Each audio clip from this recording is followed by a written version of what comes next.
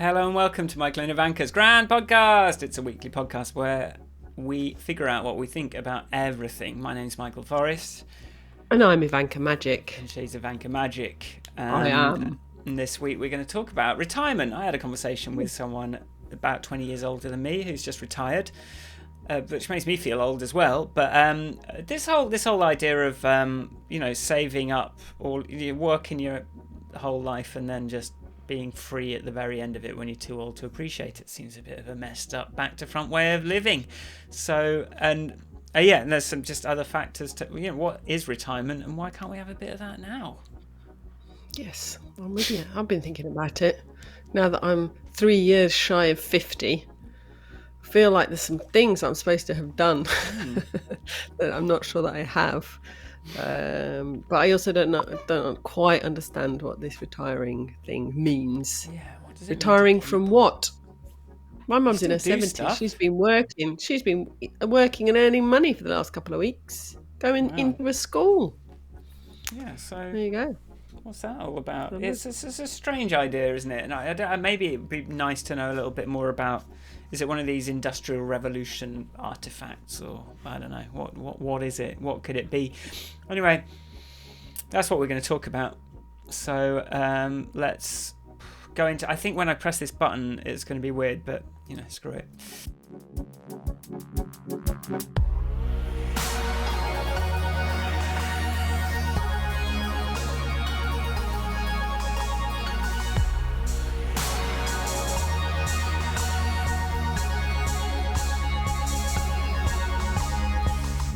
So, how's it going, Ivanka? It's 2 weeks. We didn't do last week, but we're back. We are. What's the best thing that happened to you this week? This week, I sent off a draft of my book, the next draft of my book, to It's a people bit better to than read. doing something in the garden.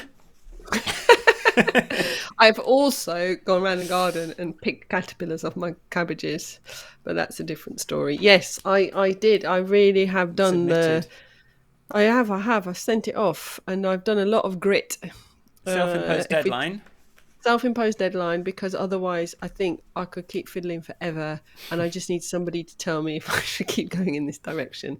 I have taken on board feedback. I have read every line of feedback. I have done the what do you mean bit, and then gone, yeah, okay, you've got a point bit, and then read other things with that feedback in mind, and printed it out 1,000 times and read it, and I've read it out. I have no. Well, I think it's getting closer to something that I can. Won't be like rocking, curled up in a ball in a corner when I put it out into the world. Obviously, there's still loads of work to do. This is not done, but I have learnt a lot. Feeling quite good. I feel like a huge weight is lifted off me because I've been getting up and out of bed, alarm clock at 5, at the computer by 10 past. Wow. For a few weeks now. So this morning I slept till after 6. Wow. That was very exciting. How are you, Michael? Well, the best thing that has happened to me this week, I got a bit of my mojo back after, I swear last week I was just, I was doing I finished that big video, and then I kind of kept working on, I did my new music stream and kind of was working on that, and I was thinking this is going to catch up, and then it did very much caught up with me, and then I was starting to worry that I wasn't going to get anything back. But this week my brain has been working for me again. So that's mainly the best thing that's happened. We're getting closer to taking my driving test. Hopefully, I'm sort of feeling more and more confident on the roads, driving around in an automatic, all that kind of thing. So it keeps forcing me to honk the horn.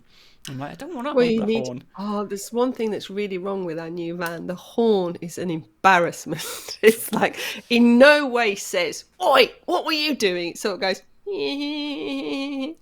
I heard a good thing about how horns should sound as loud inside the car as they sound outside the car, in order to combat some of this noise pollution.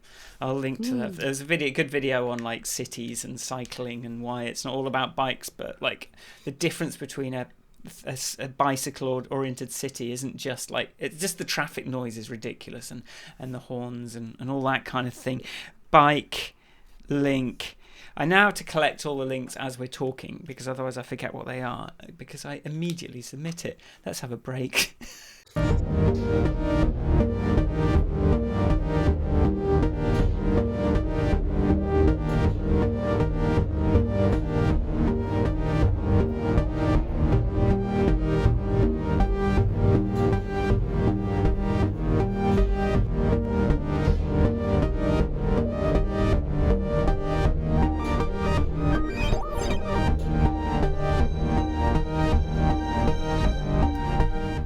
Retirement. If you're looking at the video, that was the Tate Britain. There's an exhibition. I should probably know who it's by. All of the breaks are going to have that in this week, because I took 3 videos.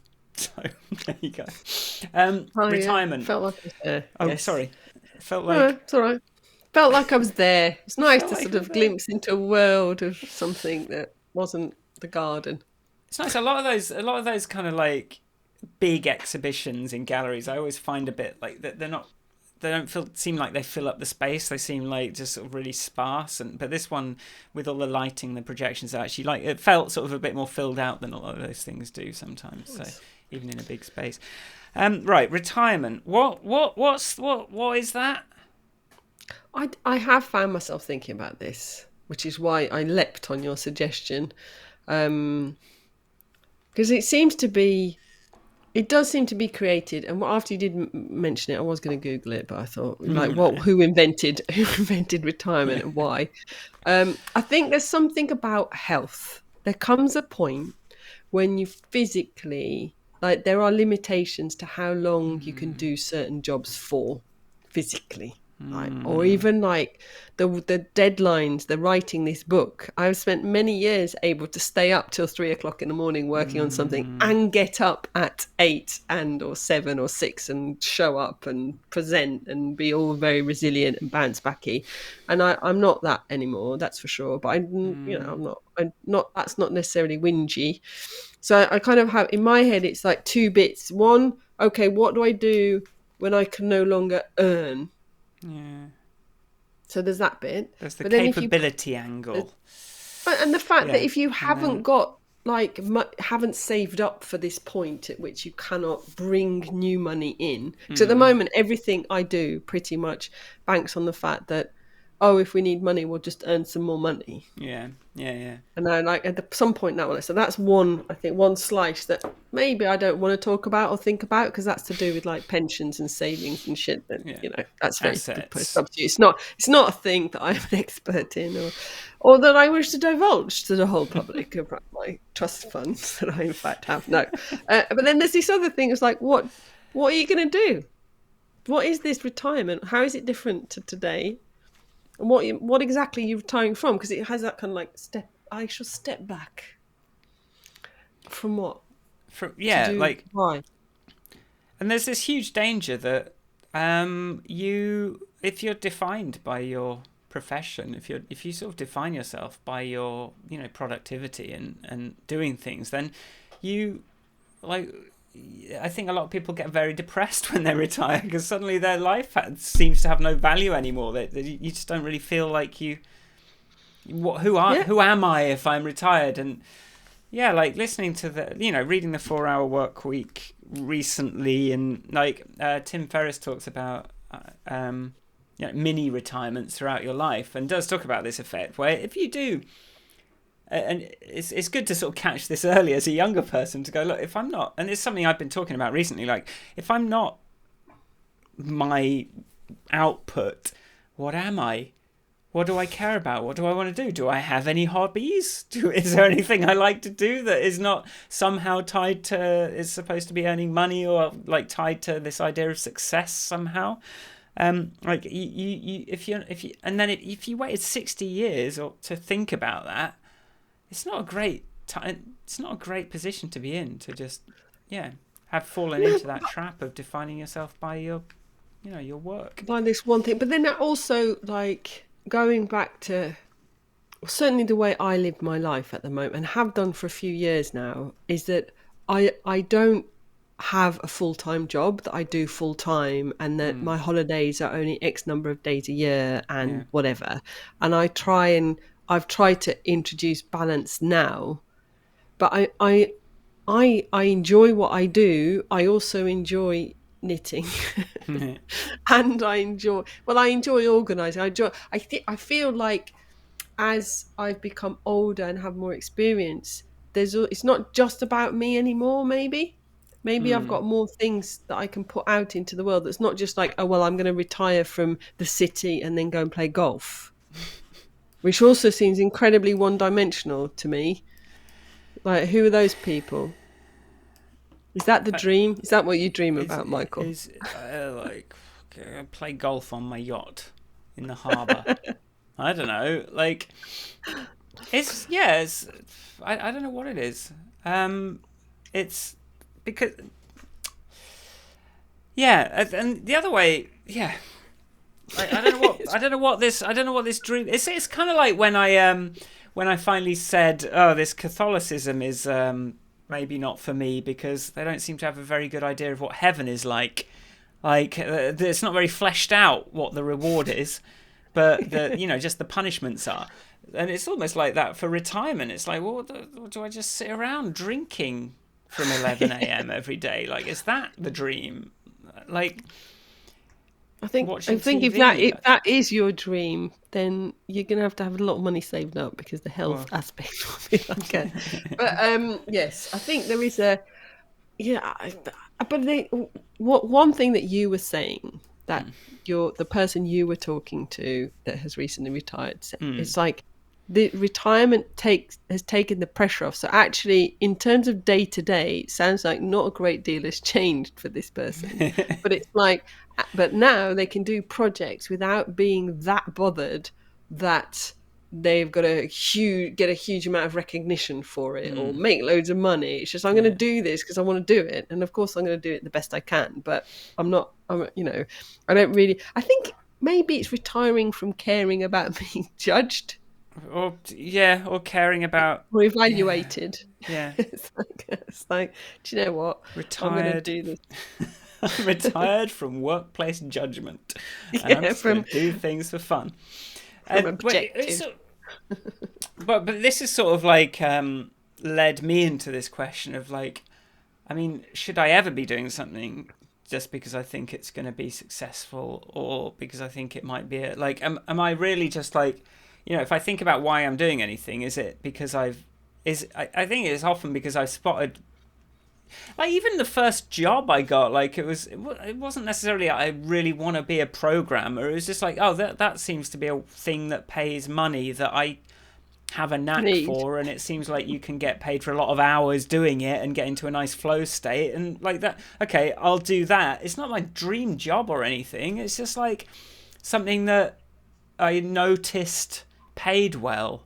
And it sort of comes back to that UBI question, that universal basic income question, and all that kind of thing. Like, if we weren't like making so many of our decisions based on the market's valuation of that skill, of that particular thing, wouldn't it be a much more interesting place, this world? Wouldn't this be a much better place? It's really like, how far into the rabbit hole of nonsense am I going to go? Probably not banks, but probably like, when I'm younger, I did a load of bank stuff. I did cigarette stuff. I did all sorts, because you got to make money, haven't you? And that's where the opportunities were. And so the sort of absolution from that, like, sort of like compromise opportunity hunt that we all find ourselves in to survive. But maybe it's entitled not, animals. But it's not like they have to be particularly creative. It's like, well, you're the right shape for getting these things, so that's what you do. And then if the situation changes, humans will hopefully like sort it out. Put it back. But I think there's like there's this time. There's this time in your life where you need to do this. You need to learn and practice skills, and you're the one with the strength, and you can work. Or if we make it a bit more sort of organic, it's like or animalistic. Like there is a health prime of your life. which certainly applies very much to physical labor or jobs that require, there's a point if you do something that requires a huge amount of manual dexterity, there is a strong risk that as your hands age, arthritis will kick in. You just won't be able to do it anymore. And I think, and there's a sort of question around how you look after yourself or how society looks after you at that point where you have made your contribution and now you can't anymore. And that's and then there's also then I think there's this sort of more what you get with doctors and lawyers, people that seem to not know when to retire. And then there's it's like I've got my solicitor in Brighton who does all the like conveyancing on the house and stuff like that. He's in his 80s and he's brilliant and he knows loads of stuff, but he's like nowhere near retiring. I think he works fewer hours now, and that's great. But then you get that argument of like, shouldn't somebody younger have the opportunity to have this job? Like, what do you need it for anymore? I've never come across that, but yeah, I've heard that argument, like retirement age and why people should, get out the way for the next generation. But then when people do get out of the way, they take a lot of experience and wisdom with them potentially, which I certainly can see myself swanning in to contribute to user research discussions when I'm 85 going, well, in my day, let me talk to you about this example. But anyway, so there's that sort of like but then you've got value to add that maybe isn't about turning up to work every day anymore. Maybe it's more supportive. Maybe it's taking your skills and putting them in your community. Maybe it's what's the So I think I do think there's layers to this retirement that is not just about that whole, saving up for it. I don't know what you're saving, but anyway, that's my little...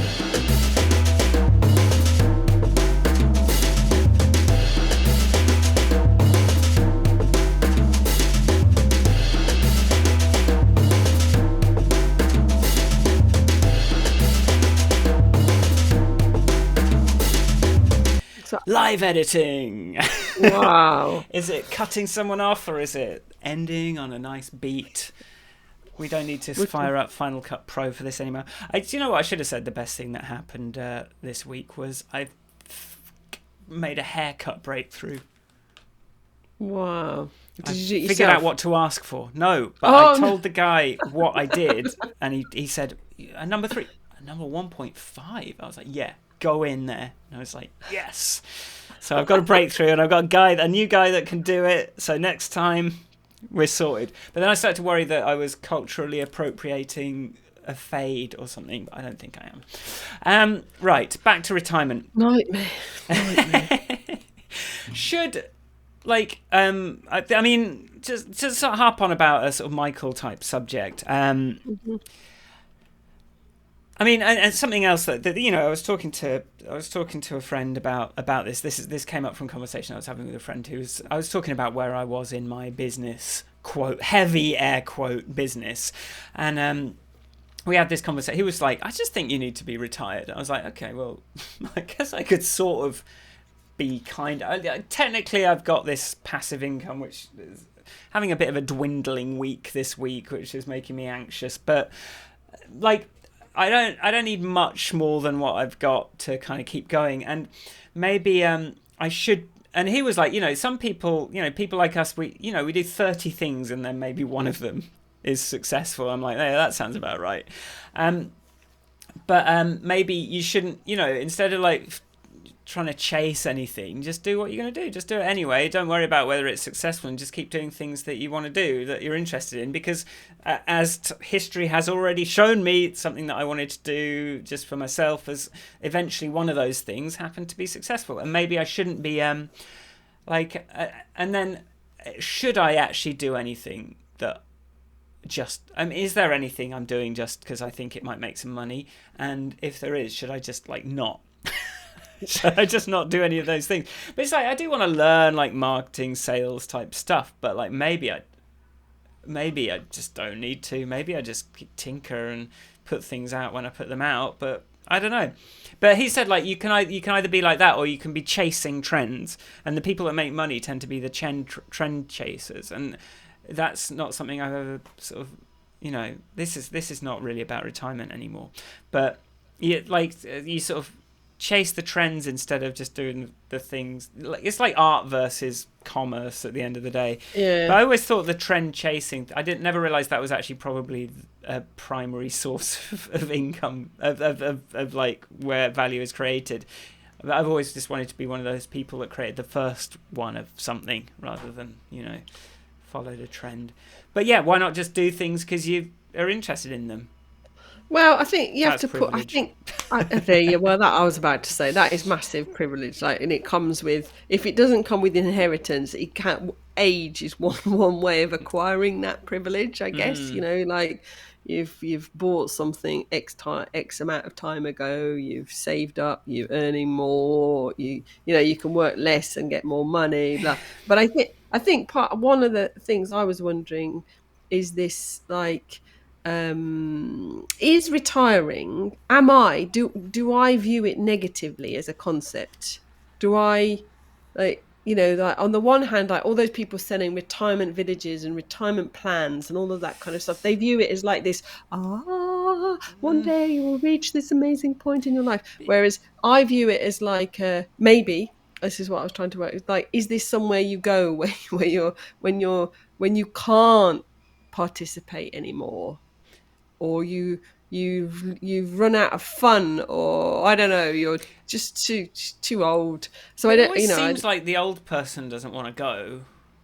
Like even my grandma, like she said like when she moved into one of those little kind of retirement village type things, she got she was like this I made this decision with my head more than my heart. Like I didn't really want to, but I just kind of knew that I probably am at that age where I'm going to need a special button that I can press if I fall over and that kind of thing. And does anyone, I guess to sell, I guess they're sort of selling it to the kids, but I don't think to the sort of like the kids of the person that's going there. But I think the person that's going there doesn't really.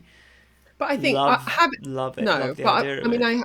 I have done a number of projects with people in this particular area, Right. of which I view as those retirement communities, the sort of more fancy ones, for lack of a better word. If people move in there before they've got really old, they live longer and cost the NHS less money because they're generally because they're living as part of a community. But I don't think that comes from the money they're spending on the community. That comes from their investment in being part of that community. That's my personal little theory. But I think so when but I think this is down to the health. I also know from other research projects that people who are that sort of whole button thing, press a button, people become afraid. They hear a story, their friend fell over and nobody was there to pick them up for 24 hours or 2 days, and then they ended up in hospital. And these are eliminating fears is one of the things that can help people live more confidently for longer. So it's less about the reality and more about the perception of safety, which I think taking away the worry would be a nice part of retirement. You have got enough money to look after yourself. Yeah. You have got people who will check in on you. You have got so I think that side of it, like removing the fear of becoming of that point when you can't look after yourself, I think that is definitely a thing that I have like a background thought on, but I'm not sure I've done enough about it yet. Do you know, I just something else like something. I think we underestimate the affinity we have for people just based on them being the same age as us. I think sometimes, like I remember going for my vaccine and like going, sort of feeling this weird like oh, these are sort of feeling like they were my people around me. It's like, oh, it's just All in people their the same 40s. age as me. And like my driving instructor, I found out who's the same age as me this week, and I was like, yeah, that's probably a factor. So just it's Yeah. weird, isn't it? Like you just think we're all so different, but actually, like if you're born about the same time, you probably got quite a lot of Lot the in same common. values. Yeah. I think that's, or maybe it's not just values, just same experience. I think that's Yeah. one of the things I'm struggling with here right now is that I am not finding the other women in their 40s. Right. I'm really struggling. Like most of the Where are women they? I'm encountering are like in their 30s or in their 60s or 50s. You know, Right. like then they are not my people. They don't have quite the same problems that I have. People your own age. I People your suppose own. maybe. Why don't you Yeah. hang out with people your own age, eh, Ivanka? Be a nice to get a chance to do that. Uh, but yeah, this like it seems like the crux of retirement is not having to worry anymore. I think that's Maybe if the. you could just I not think. worry anymore, I think because it's we just spend so retire much from time. worrying, and I think that's. I think that's the. I met somebody when we were doing our motorcycle trip on like the second week we were there on the Dalton Yeah. Highway where the ice road truckers go. We're at this. We're camped up for the night, and this guy turns up, and he and his girlfriend they parked a car. And then they were cycling up the Dalton Highway, and he was 42, I think, at the time. And he said that he'd retired. He'd basically 42. got a job, earned money, bought property, worked out how much he needed to as a monthly income, and he was not wealthy, like in some sort of like but he whatever he'd worked out of $1,000, $2,000, $4,000 a month that he needed, and that's what, and he considered himself retired, but I think by his very definition was, I have enough money every month that I don't need to worry. Yeah. And that I think that's, and so I can go and ride a bike up the Dalton Highway if I want to. Luckily, as a little side note, my back went that day. We packed up, Luckily. ready to go. Luckily, his girlfriend was a nurse. Right. She did have some out of this world painkillers. Sounds good.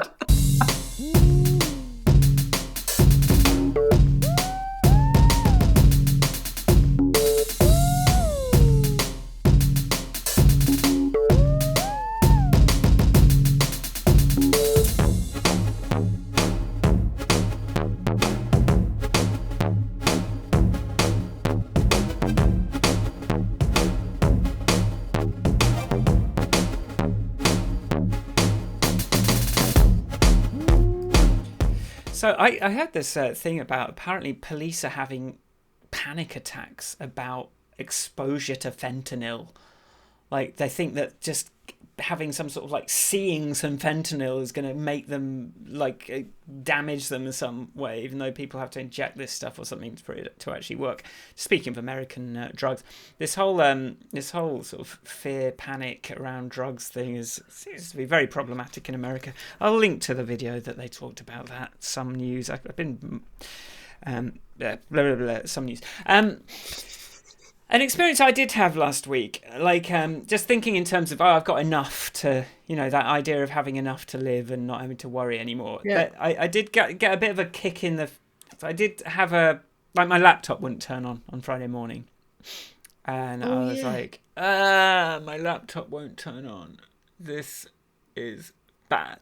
And then I think I had enough to just sort of keep going if nothing happened, but if I needed to buy something on that scale, a new laptop, or if I'm in America, any sort of medicine whatsoever, there's that how much money do you really need to have to actually be able to retire? It's not necessarily just enough to live on is maybe not enough if you haven't got that emergency, something crazy happens and you can't. I mean, it's different if you're retired, but I was just freaking out. I don't know. I'd been feeling like I needed to have more money coming in. And then when it was I just can't afford to buy a new MacBook Pro. Right. But without getting into debt, obviously I can just get into debt, but I'm enjoying this not being in debt thing. And if I was in debt, my whole perspective would be very different on my current situation. And I didn't want it to change.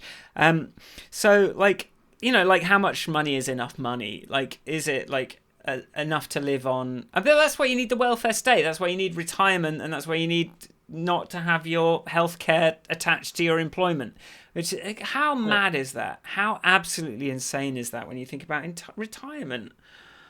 Yeah, I think that I think that the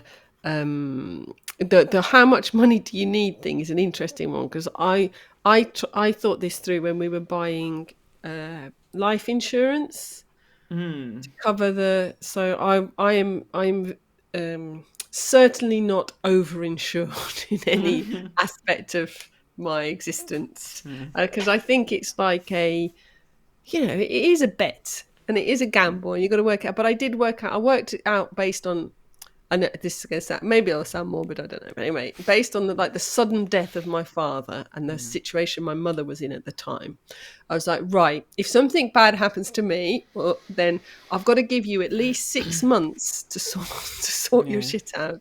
So it's like, how much money do you actually need? What are the big things that can go wrong? What are the big things? Like, my mum is in this, like, she's retired, and her big thing, she's going to need to replace her car. And that's a big purchase that, doesn't. So you need to have money aside for those bigger things. But I think that you don't need as much as you think. There's a lot of this stuff. Like, I did my dreamlining exercise, and I started off going, right, I want to get this building. I want to do. It's sort of, you're looking at £10 million, £20 million to be able to do everything I want to do, and then you just go, actually, no, I can rent. I just rent a freaking WeWork. That'd be nice. I just rent a whole, even if I wanted to rent a whole like area of one of these buildings, it'd still not be £1 million, would it? It'd just be a bit more than I'm paying now.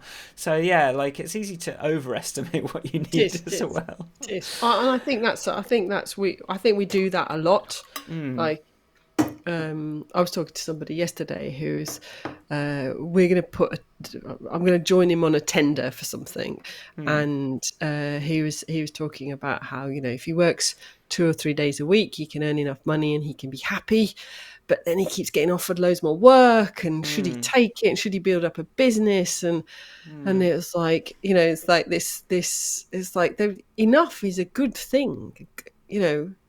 Having enough money is a really happy state to be in, I think.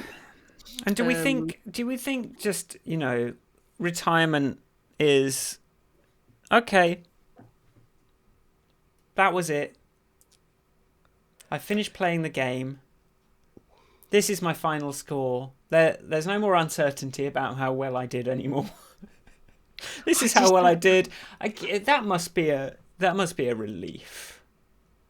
The way you expressed that, I heard that really negatively. Oh, really? Like, right, that's it.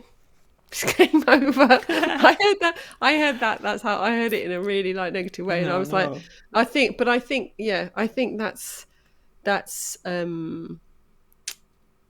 that's kind of what it is. But I think that's a good thing. I think it's a good thing. It's probably a blessed relief. Yeah. But meanwhile, like, some mini retirements probably wouldn't be a bad idea. Like, but is that a sabbatical? Do you call that a mini retirement? Like, is that? I think there's a lot of things going on that motorcycle trip, which you could view as a mini retirement, sabbatical, whatever you want to call it, had a huge impact on our life, I think, just because we realised how little we need. That was one thing. We also realised how full of rubbish the world is. Right. And, we came back with some really hard commitments that we've stuck to about like how much we buy secondhand, how much we, just life that you need to step out of it. I think sometimes look at it, and what I know even to be able to contemplate doing that is a privileged position, to go off and ride a motorcycle from top to bottom up. But, I didn't do it with my eyes closed. And I think it's if you can do mini retirements I was thinking about it, even doing my master's was probably a mini retirement. Right. Because suddenly work wasn't the primary thing. I was developing a new skill, changing career, moving around. Right. I think retirement. I think any negative, reflection is also a good word. I think the word for me carries some negatives that perhaps, or I've got some prejudices about it that are unfounded. Don't know. Yeah, you can Right. call it just like you say, like we can call it retirement for the purposes of this episode, or we can call Yeah. retirement a sabbatical, or we can just call retirement like just I'm just not going to worry about this freaking rat race anymore. Like Yeah. I just literally I'm just not gonna. I'm not playing the game. I'm out of the game. It'd be nice to Yeah. be out, just to be like done with it, Yeah. just Yeah, do well- things you want to do, and you still do stuff. Like I would still probably. But yeah, there's a load of stuff that I would still do. That I'm sure Yeah. we'd I do. still bought myself a lovely new frock the other day, let me tell you. Oh, did you? I did, aye. That's good. And on that note.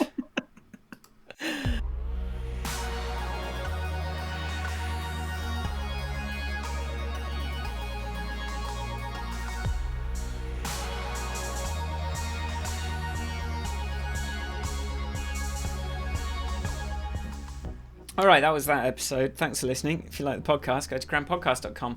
If you want to support us on Patreon, you can get early access to full video episodes that you don't get. You can either see us on Twitch and watch it live, or you can... That's it, really. Although I do have to remove some of these videos from Twitch. But yeah, like if you want to see full video episodes and you get the whole thing, 3 days early, then support us on Patreon.